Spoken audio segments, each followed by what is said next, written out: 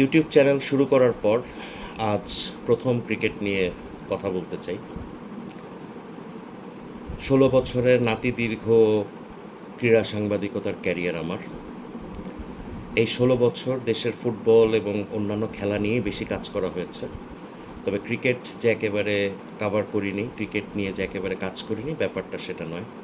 তবে বাংলাদেশের ক্রিকেটের সঙ্গে আমার সম্পর্কটা অনেকটাই সাংবাদিকতার বাইরে, অনেকটাই আত্মিক, অনেকটাই আবেগের। বাংলাদেশের ক্রিকেটের উত্থানের বিভিন্ন পর্যায়ের সাক্ষী আমি। দর্শক হিসেবে খেলা দেখেছি, আবেগ আপ্লুত হয়েছি। তবে আমার কাছে ইদানিং বাংলাদেশের ক্রিকেট যতটা না আবেগের জায়গায় রয়েছে, তার চেয়েও বেশি বাংলাদেশের ক্রিকেট নিয়ে আমি এখন অনেকটাই বিরক্ত বলতে পারেন, এবং অনেকটাই চিন্তিত এবং শঙ্কিত।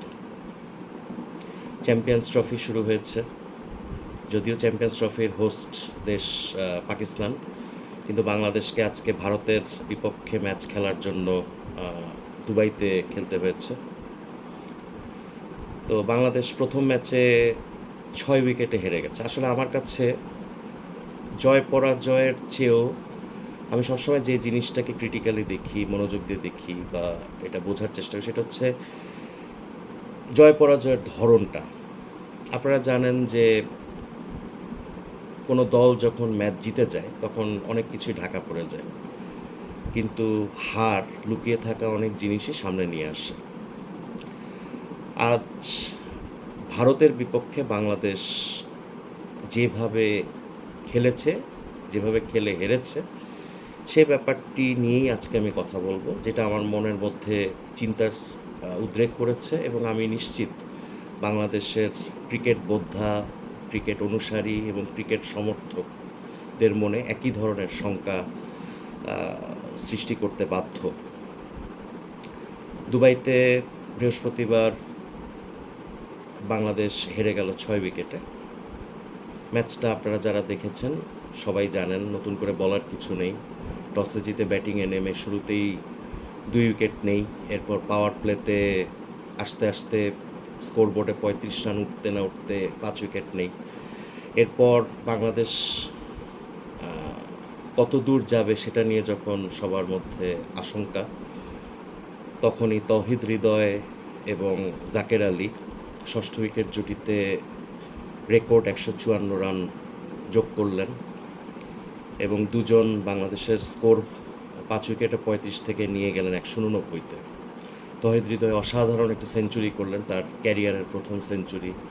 জাকের আলীকে, যিনি 68 রান করেছেন, তাকে সঙ্গে নিয়ে একটা বলতে পারেন অনেকটা অসাধ্য সাধনের মতোই তাদের লড়াই, তারা যুদ্ধ করলেন স্রোতের বিরুদ্ধে, এবং বাংলাদেশের স্কোরটা মোটামুটি একটা ভদ্রচিত জায়গায় গেল, যেখান থেকে কিছুটা লড়াইয়ের অনুষঙ্গ থাকে, লড়াইয়ের রসদ থাকে। তো ভারতের মতো দলের বিপক্ষে 228 রান করে কেউ যদি জেতার স্বপ্ন দেখে, সেটা অবশ্যই বাড়াবাড়ি। ভারত খুবই শক্তিশালী দল, এটা তো বলার অপেক্ষা রাখে না।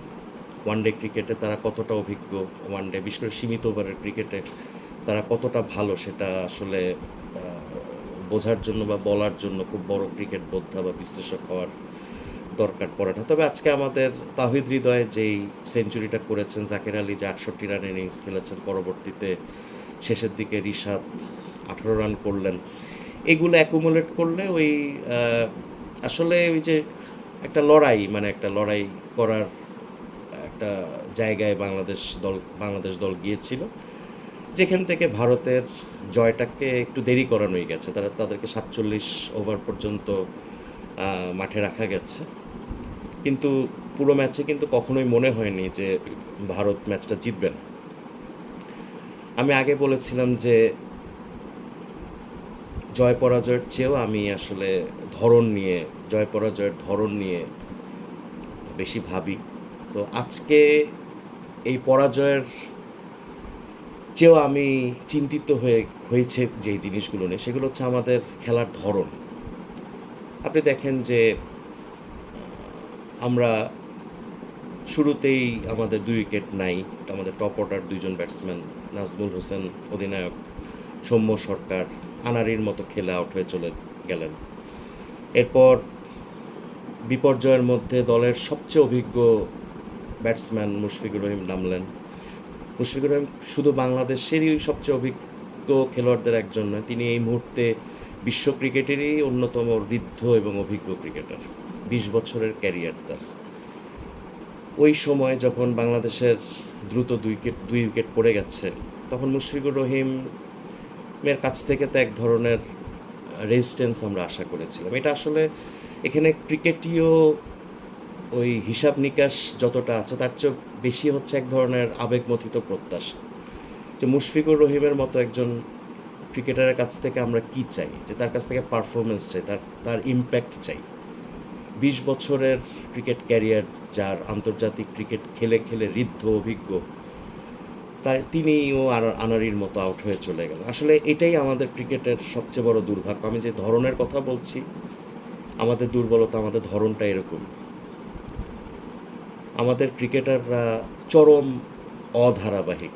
তারা আসলে কখন কি করবেন আসলে এটা আগের থেকে বলা যায় না। আপনি দেখেন নাজমুল হোসেন শান্তর কথা, আমাদের অধিনায়ক, অন্যতম তারকা ক্রিকেটার, বর্তমান সময়ের বড় তারকা, কিন্তু ওনার পারফরমেন্সে কি সেই ব্যাপারটা কি আমরা পাই, যে দলকে জিতিয়ে নিয়ে বের করে নিয়ে গেলেন। ইম্প্যাক্ট মানে সেঞ্চুরি বা অর্ধশত রান করার চেয়েও বড় যে ব্যাপারটা আমার কাছে মনে হয় যে ইম্প্যাক্ট। ধরেন নাজমুল হোসেন শান্ত মাঠে নামলেন, তিনি এসে আপনার 15 বলে 25 রান করলেন বা 30 করলেন। এই ধরনের কোনো কিছু কি আমরা তার কাছ থেকে দেখি কখনো? আমার কাছে কেন জানি মনে হয় নাজমুল হোসেন শান্ত এক ধরনের চক্রব্যূহের মধ্যে আবদ্ধ হয়ে গেছেন। এখান থেকে তার বের হওয়ার পথ তিনি খুঁজে পাচ্ছেন না। দিনের পর দিন তার একই ধরনের পারফরমেন্স। বাংলাদেশের ক্রিকেটে মানে দীর্ঘ সময় ধরে সম্ভাবনাময়, আমি কোট আনকোট সম্ভাবনাময় বলবো, সম্ভাবনাময় ট্যাগ নিয়ে যিনি খেলে চলেছেন তিনি নাজমুল হোসেন শান্ত, কিন্তু তার পারফরমেন্সে কোনো ইম্প্যাক্ট নেই। এটা আমার কাছে খুবই দুর্ভাগ্যজনক মনে হয়। সৌম্য সরকারের কথাই ধরুন, 2015 সাল থেকে তিনি জাতীয় দলে খেলছেন, খুব সম্ভাবনা নিয়ে তিনি এসেছিলেন, দুর্দান্ত বাঁহাতি ব্যাটসম্যান টপ অর্ডারে, তারও ধারাবাহিকতা নেই। মানে ব্যাপারটা অনেকটা এরকম হয়ে যায় যে সৌম্য সরকার কেন ন্যাশনাল টিমে চান্স পান, কিসের ভিত্তিতে, এটাই মাঝে মাঝে আমি হিসাব করে কুলি উঠতে পারি না। কারণ বাংলাদেশের ঘরোয়া ক্রিকেট, যে ফার্স্ট ক্লাস ক্রিকেট হয় জাতীয় লিগ বা আমাদের প্রিমিয়ার ক্রিকেট লিগে, সেখানেও তো সৌম্য সরকারের ওরকম মানে ফাটিয়ে দেওয়া পারফরমেন্স কখনো আমরা দেখিনি। যাই হোক, ব্যাপার সেটা না। নিশ্চয়ই আমি বোদ্ধা নাই, আমি ক্রিকেট বোদ্ধা নই। নিশ্চয়ই আমাদের জাতীয় ক্রিকেট দলের ম্যানেজমেন্ট, নির্বাচকেরা সৌম্য সরকারের মধ্যে এমন কিছু খুঁজে পান যেটা তাকে বারবার জাতীয় দলে নিয়ে আসে। তো যাই হোক, আমি আগেই বলেছিলাম যে বাংলাদেশের ক্রিকেট নিয়ে আমার মধ্যে যে আবেগের অনুভূতি ছিল সেটা এখন অনেকটাই বিরক্তির পর্যায়ে চলে গেছে। বিরক্তিটা ওই জিনিসটা নিয়ে যে এত বছর ধরে বাংলাদেশ বিশেষ করে ওয়ানডে ক্রিকেটটা খেলছে। ক্রিকেটের যে 3 ফরম্যাট আমরা খেলি, টেস্ট, ওয়ানডে, টি20, এর মধ্যে ওয়ানডেতেই তো বাংলাদেশের সবচেয়ে ভালো করার কথা। আমরা 1986 সাল থেকে আন্তর্জাতিক ক্রিকেট খেলি। আমাদের ক্রিকেট দাঁড়িয়ে আছে 50 ওভারের ক্রিকেটের উপর। তো এই ওয়ানডে ক্রিকেটে আমরা যখন ওই সনাতনী ধারার খেলা খেলে যাই, তখন আসলে এটা মনের মধ্যে শঙ্কা তৈরি করে, এটা নিয়ে কোনো সন্দেহ নেই। আমি নিশ্চিত যেটা এই ধরনের শঙ্কা, বিরক্তি আমাদের আপামর ক্রিকেট প্রেমীদের মধ্যেও তৈরি হয়। শেষ পর্যন্ত বাংলাদেশ ম্যাচটা হেরেছে 6 উইকেটে। এটাই স্বাভাবিক, কারণ ভারতের মতো দলের বিপক্ষে 228 রান আসলে খুব বড় সংগ্রহ না। তবে আজকে আমি আলাদাভাবে একটু বলতে চাই আমাদের তাওহিদ হৃদয় এবং জাকের আলীর কথা। সাম্প্রতিক সময়ে দুজনেই দুর্দান্ত সম্ভাবনাময় ক্রিকেটার হিসেবে আবির্ভূত হয়েছেন। বিশেষ করে তাওহিদ হৃদয় পারফর্মিং ক্রিকেটার। তার মধ্যে যে ইম্প্যাক্টটার কথা আমি বলছিলাম, কিছুক্ষণ আগে যে ইম্প্যাক্টটা আমি ধরেন আমাদের টপ অর্ডার ব্যাটসম্যানদের কাছ থেকে চাই, মুশফিকুর রহিম, নাজমুল হোসেন শান্ত, সৌম্য সরকার, লিটন দাস, এদের কাছ থেকে আমরা চাই সেই পারফরমেন্স, সেই ধারাবাহিকতা, সেই ইম্প্যাক্টের কিছুটা তাওহিদ হৃদয় দেখাতে পারেন। জাকের আলীর মতো সেই জিনিসটা আছে, এক ধরনের আপনার ওই মাটি কামড়ে পড়ে থাকার লড়াইয়ের ব্যাপারটা তার মধ্যে আছেন। নিজের উইকেটকে প্রাইসড জিনিস তৈরি করা, এটাকে প্রতিপক্ষকে বেশি দামে কিনতে বাধ্য করার যে ব্যাপার, যেটাকে বলা হয় পরিভাষায় বা মানে সুন্দর বাংলায়, জাকের আলী বা তাওহিদ হৃদয়ের মধ্যে সেই জিনিসটা আছে। রিশাদ চমৎকার, রিশাদও শেষের দিকে 18 রান করেছেন। শুরুতে সম্ভাবনা জাগিয়েছিলেন আপনার টপ অর্ডার ব্যাটসম্যান আপনার তানজিদ, তিনিও 25 রান করেছেন, কিন্তু বেশি দূর নিজের সংগ্রহটাকে এগিয়ে নিতে পারেননি। তো আমি শুরুতে একটা কথা বলেছিলাম যে আমার মতো বাংলাদেশের সাধারণ ক্রিকেট প্রেমীদেরও কি ক্রিকেট নিয়ে আগ্রহ কি একটু কমতির দিকে, একটু পড়তির দিকে, এটা আসলে বলার জায়গা, বলার সময় হয়তো এখনো আসেনি।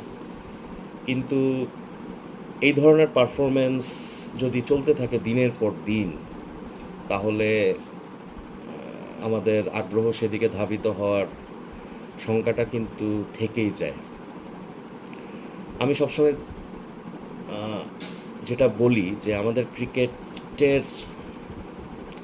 ক্রিকেটারদের যে পারফরমেন্স, আমাদের সবচেয়ে বড় দুর্ভাগ্যের জায়গা হচ্ছে এটা। আপনি দেখেন যে ভারতের আপনি রোহিত শর্মা, বিরাট কোহলিদের কথা বাদ দেন, তারা অন্য লেভেলের ক্রিকেটার, কিন্তু ভারতীয় ক্রিকেট দলের যে তরুণ ক্রিকেটাররা উঠে আসেন, এই যে শুভমান গিল আজকে আপনার বাংলাদেশের বিপক্ষে সেঞ্চুরি করলেন, মানে দলকে জিতিয়ে নিয়ে বের হলেন।